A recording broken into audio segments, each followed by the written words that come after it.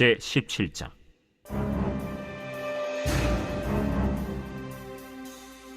블레셋 사람들이 그들의 군대를 모으고 싸우고자 하여 유다에 속한 소고에 모여 소고와 아세가 사이에 에베스담밈에 진침해 사울과 이스라엘 사람들이 모여서 엘라 골짜기에 진치고 블레셋 사람들을 대하여 전열을 벌였으니 블레셋 사람들은 이쪽 산에 섰고 이스라엘은 저쪽 산에 섰고 그 사이에는 골짜기가 있었더라.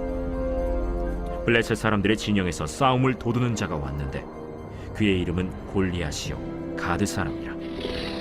그의 키는 6규빗 한 뼘이요 머리에는 노투구를 썼고 몸에는 비늘 갑옷을 입었으니 그 갑옷의 무게가 놋 5,000세겔이며 그의 다리에는 놋 각반을 쳤고 어깨 사이에는 놋 단창을 메었으니 그 창자루는 배틀채 같고 창날은 철 600세겔이며 방패든 자가 앞서 행하더라. 그가 서서 이스라엘 군대를 향하여 외쳐 이르되 너희가 어찌하여 나와서 전열을 벌였느냐? 나는 블레셋 사람이 아니며 너희는 사울의 신복이 아니냐? 너희는 한 사람을 택하여 내게로 내려보내라. 그가 나와 싸워서 나를 죽이면 우리가 너희의 종이 되겠고 만일 내게 아이가 그를 죽이면 너희가 우리의 종이 되어 우리를 섬길 것이니라. 내가 오늘 이스라엘의 군대를 모욕하였으니 사람을 보내어 나와 더불어 싸우게 하라. 사울과 온 이스라엘이 블레셋 사람의 이 말을 듣고 놀라 크게 두려워하니라.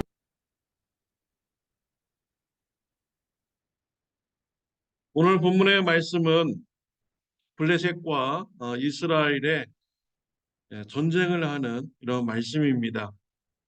블레셋이 이스라엘을 공격을 하였습니다. 많은 군사를 이끌고 전쟁터에 나왔습니다. 사울 왕도 이스라엘 군사를 모집하여서 전쟁터에 나갔습니다. 서로 블레셋과 이스라엘은 진영을 바라보고 전쟁을 하려고 준비하였습니다. 이때 블레셋 진영에서 골리앗이라는 거대한 사람이 나와서 이 얘기를 합니다. 골리앗의 그런 외모의 모양을 오늘 본문에서는 이렇게 자세히 설명해주고 있습니다. 골리앗의 키가 3m나 이렇게 되었습니다. 미국 크기로 말하면 거의 10피트 정도 이렇게 되는 것입니다. 그리고 골리앗의 그 갑옷의 무게는 60kg입니다. 미국 단위로 말하면 132파운드의 그런 무게가 됩니다. 132파운드의 그 무게를 짊어지고서도 싸울 수 있는 이런 힘이 있는 사람이 바로 골리앗이었습니다. 또 골리앗의 창의 무게는 7kg, 미국 단위로 말하면 15파운드 정도 됩니다. 15파운드면은 굉장히 무거운 창자루인데 그것을 자유자재로 이렇게 사용하면서 전쟁할 수 있는 이런 골리앗이었습니다. 그는 외적으로 키도 크고 그리고 힘도 세며 아주 갑옷으로 이렇게 무장한 이러한 사람이었습니다. 그가 그 이스라엘 군사들 앞에서 나와서 얘기합니다. 8절에 보면 그가 서서 이스라엘 군대를 향하여 외쳐 이르되 너희가 어찌하여 나와서 전열을 벌였느냐? 나는 블레셋 사람이 아니며 너희는 사울의 신복이 아니냐? 너희는 한 사람을 택하여 내게로 내려 보내라. 그가 나와 싸워서 나를 죽이면 우리가 너희 종이 되겠고 만일 내가 이겨 그를 죽이면 너희가 우리의 종이 되어 우리를 섬길 것이니라 라고 했습니다. 골리앗은 자신을 소개할 때 블레셋 사람이다 라고 소개했습니다. 반면에 이스라엘 군사들을 향하여서는 사울의 신복이다 라고 말하였습니다. 블레셋 사람인 자기는 자유인이라는 것입니다. 반면에 이스라엘 군사들은 사울의 신복이기 때문에 사울의 종이라는 것이죠. 사울의 노예라는 것입니다. 왜 이렇게 말했습니까? 사울의 노예가 되든 우리의 그 블레셋의 노예가 되든 너희들은 상관없지 않느냐. 어차피 종이니까 블레셋의 종이 되어라 라고 이런 말하는 의미가 그 안에 담겨져 있습니다. 또한 이 골리앗은요, 이스라엘 진영에서 한 사람이 나와서 나와 싸우자라고 했습니다. 자신과 싸워서 이기면 블레셋 사람들이 다 너희의 종이 되겠다.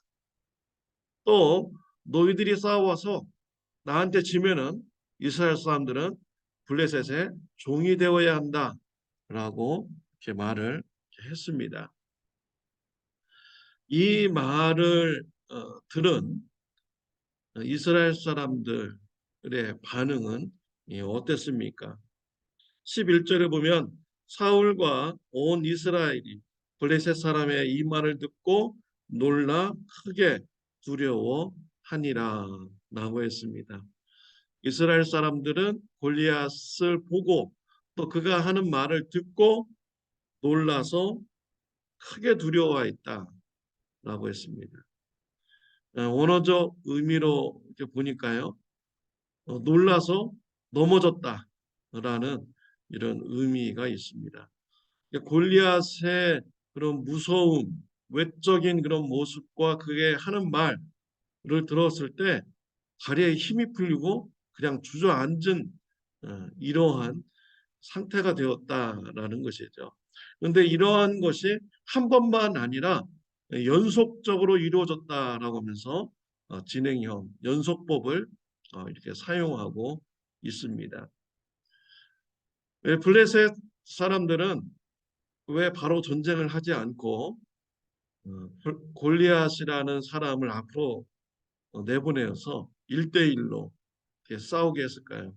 여기에는 고도의 심리전이 담겨져 있는 것입니다. 골리앗을 내보냄으로써 골리앗의 모습을 보고 이스라엘 군사들의 사기가 꺾이게 하는 이런 심리전이 담겨져 있는 것이죠. 이 심리전에서 이스라엘은 패배했습니다. 골리앗을 보고 그가 하는 말을 듣고 다리에 힘이 풀려서 넘어지게 되었습니다. 골리앗은요 40일 동안 아침과 저녁에 나와서 이런 똑같은 말을 하였습니다. 40일 동안 이스라엘 군사들은 꼼짝 못했던 것입니다. 그때마다 골리앗이 나올 때마다 다리가 힘이 풀리고 넘어지는 이런 심리적인 이런 상태가 40일 동안 계속 진행된 것이죠. 그래서 이스라엘 군사 진영에는 도망가는 자들도 생겨나게 되었습니다. 전쟁을 하기도 전에 이미 이스라엘 군사들의 그런 정신적 그런 상태가 무너져 내버렸고 그 패배 의식에 빠지게 되었습니다. 우리는 신앙생활을 하면서요, 이 골리앗과 같은 거대한 신앙의 장애물을 우리가 만날 때가 있습니다. 여러분들에게 있어서 골리앗과 같은 거대한 장애물은 무엇입니까? 우리 예수님께서는 사람들의 마음을 네 가지 밭이 있다라고 했습니다. 길가, 돌밭, 가시밭, 옥토밭이 있다고 했어요. 길가의 마음은요 아주 딱딱합니다. 복음이 들어가지 않는 이런 마음이죠. 혹시 여러분의 전도 대상자가 길가와 같은 마음을 가져서 복음을 전해도 받아들이지 않는 이런 전도 대상자입니까? 이런 분이 여러분의 가족 중에 있고 또 여러분의 이웃의 전도 대상자이신가요? 이러한 사람을 보고 이스라엘 군사와 같이 낙심하지 마시기를 바랍니다. 또 돌밭의 마음이 있다겠습니다. 환난과 핍박 가운데 열매를 맺지 못하는 마음인 것이죠.